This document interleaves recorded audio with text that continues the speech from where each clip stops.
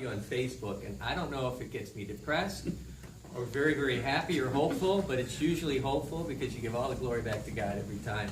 James is having a magnificent year, and I'm going to let him talk about it. James Breedwell. Thank you. First of all, I moved down here from Cincinnati, Ohio, almost 26 years ago. And my goal and still is, to be Songwriter of the Year. And one of these days, maybe I'll make that. If I don't, then I've had fun trying. And I've met a lot of good people and a lot of good co-writers, too. I just want to start from scratch. I moved down here 26 years ago to be a songwriter. I actually had $20 I had $50 in my pocket when I left Cincinnati, Ohio. My dad gave me his car. I packed everything I had in it, and I met Pete Strawn. He's a guy that I met for 3 hours on the phone at the most, and he had a friend up here in Cincinnati. And I joined an organization up there, a songwriters organization from Cincinnati, and that's how that connection got. And when it was time to go, Pete said, "Why don't you come on down and stay with us?" And I said, "Well, I'm not going to pass that up." But so what happened was I left Cincinnati that night, $50 in my pocket. My dad gave me his car. We got halfway down, and my car broke down. To make a long story short, I drove into town after we fixed it with $20 in my pocket and a bunch of dreams. My goal was to have somebody heard of me, know of me, a friend heard of me. If you said my name, somebody would go, "Wait a minute, who is that? I know that name from somewhere."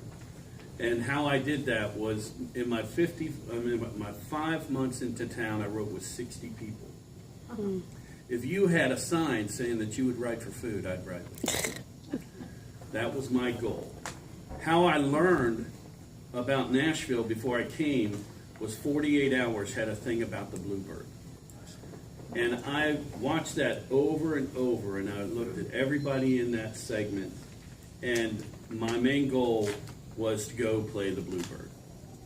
So when I got down here, I got 2 jobs under my belt. I sent money back home, and then I started hitting the streets to pitch my songs and all that good stuff. But the main thing I wanted to do was sing at the Bluebird.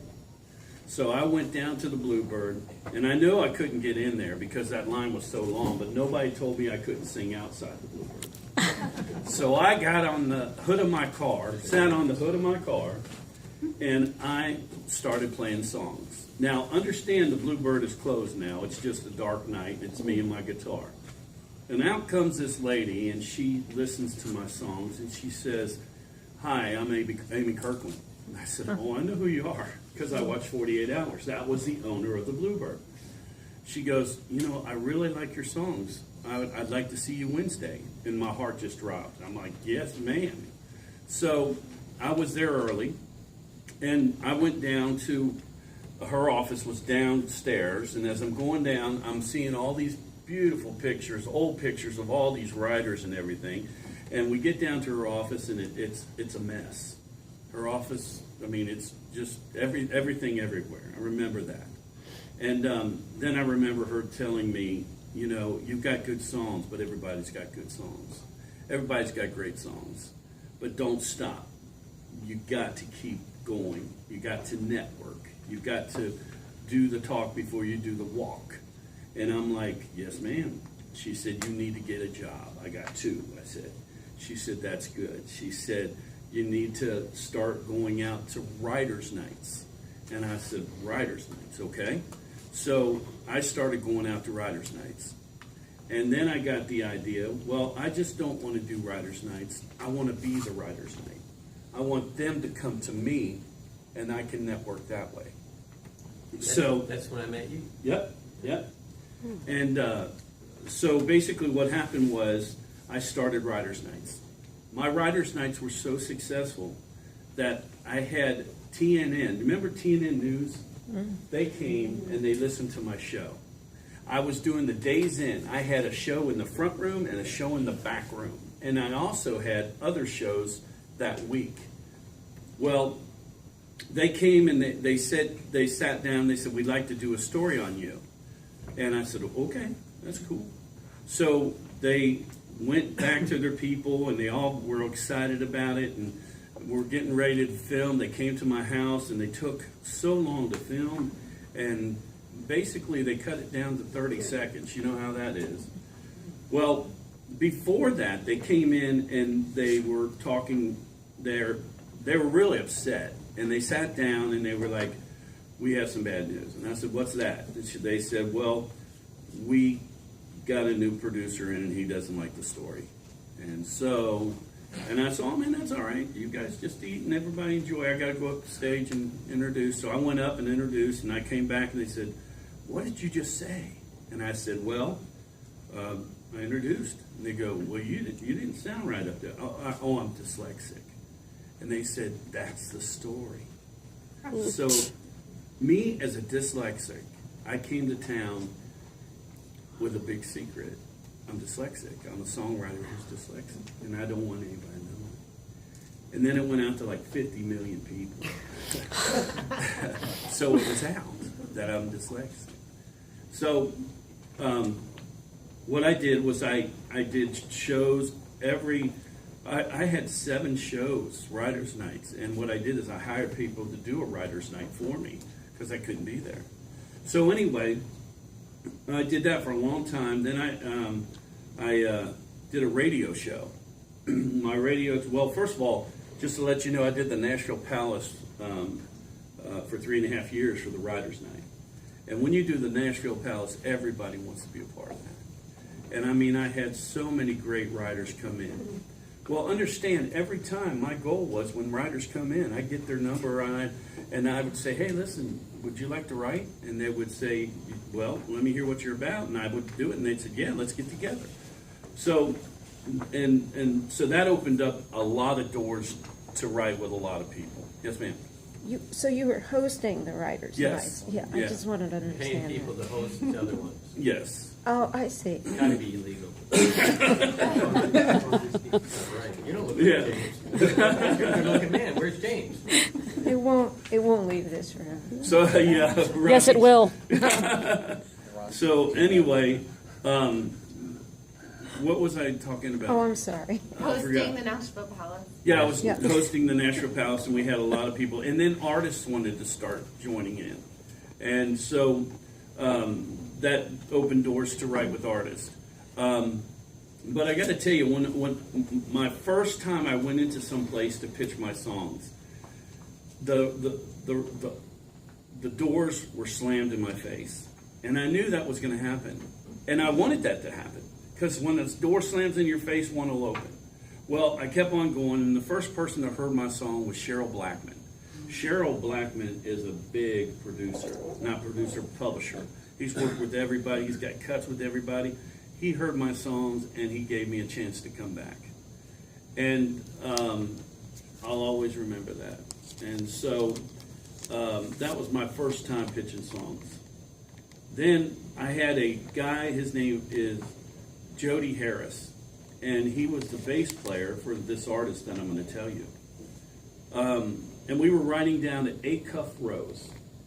And we wrote, and we took a break, and I went in the break room. And when I went in the break room, there was an artist sitting up there with his feet on the table, his head down with his hat. And he looked up at me, and he said, I woke him up, and he said, James, you got a song for me? And I said, yeah. And so I played it for him, called My Guitar. And he said, man, I like that song a lot. Come with me. And he marched me down to head of A Cuff Rose. And he said, play the song for him. And I played it. And then we left. And I had to go back to get my keys because I left them. And he was singing my song when I got back in there. He was singing the song. And then I had to come back out and tell Kenny Chesney, thank you. That was one of the there's a lot of stories like that that have happened to me. Believe it or not, nothing happened to that song, but it opened other doors. So basically, what I did was I did those writers' nights, and it opened a lot of doors. So if you're going to do writers' nights as a host, more power to you. But to network, go out to those riders' nights, meet those riders. When I first came into town, I went to my first riders' night, and I sat down, and when somebody got off that stage, I went, and I thought they were good. I went over there, and I gave them my card, and I'd sit back down. And then another person get up on that stage, and he did good. And I got up, and I went right over there, and I gave him my card. I must have did that to 5 people. And then this man came up to me, and he goes, I know you're new in town. What are you doing? I said, well, I'm a songwriter. I want to write. He goes, but that's not how you do it in Nashville. You got to come to these writers' nights, meet these people, and and you know. And I said, well, I didn't come here just to sit. I came here to do what I do. And so I don't know where he is, and I pray he's doing good. But if I would just sit, I'd still be there. So my suggestion to you is, if you want to write with that person, I don't care how big they are, you can go up to them and give them a card. You're not going to get anywhere sitting down. Some people say, oh, don't do that, because that's riding up. Well, I want to be up. I don't want to be down, you know? So that's one of my suggestions, too.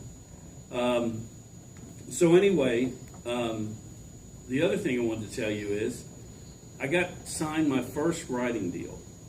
And when I got signed my first writing deal, I told the guy that came to my show all the time I was going to pull him in. Once I get into where I'm going to pull you in. And he actually, he's really good. And we go and listen to his cassettes in my car. So when I got signed, I asked him and his wife to come to the Christmas party.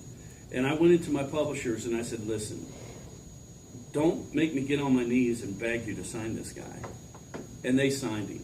And that was Craig Morgan. I'm not sure if you know who Craig Morgan is, but he's amazing. So I did the publishing deal. Everything was going great. And then there were some personal issues in my life. I got divorced. Almost lost my daughter in divorce. I had to get out of writing because when I went to court, the judge said, what do you do, Mr. Breedwell? I said, I'm a writer. She goes, oh, another writer. Well, I knew that if I didn't do what I had to do, I was going to lose my daughter. So I left the business. I was writing with Craig Wiseman at the time. I was writing with 2 artists at the time. I left the business. And I left the business for 10 years. And today, I went back to where I was working. It was at Comcast, right behind here. And as I'm going in, I got emotional because I thought, man, Lord, you just, you made my dream come true. And, and I went past Comcast and I go, well, if I didn't take that step again, I wouldn't be where I am. I'd be sitting. And to be able to come here and talk, and it's just such an honor. So I left Comcast, and that's when I started up my writers' nights again. And from there, to make a long story short, this year alone, I had the #2 book sell. There's a book called Red Platoon. It's number 2 on the New York Times right now. I wrote a song for that book. NBC, CBS, ABC, Netflix, and also DirecTV picked up 6 of my songs this year. I got another cut with America's Got Talent this year. I'm up for Song of the Year and Gospel Song of the Year. And that is on October 27th with Tommy Brandt. And I'm going to my first #1 party next week, which I'm so excited about. And there's another really big news that we just can't talk about. It's because I'm under non-disclosure. But it's the usual things that ever happened to my career. And it's a done deal. It's just we can't talk about it right now. And more than that, to sit here and talk to you all guys about what I think you should do as a writer, it's remarkable. And thank you guys. To be able to sit next to you guys, it's just incredible too. So let's give them. Here real quick, we have just sold 9 more.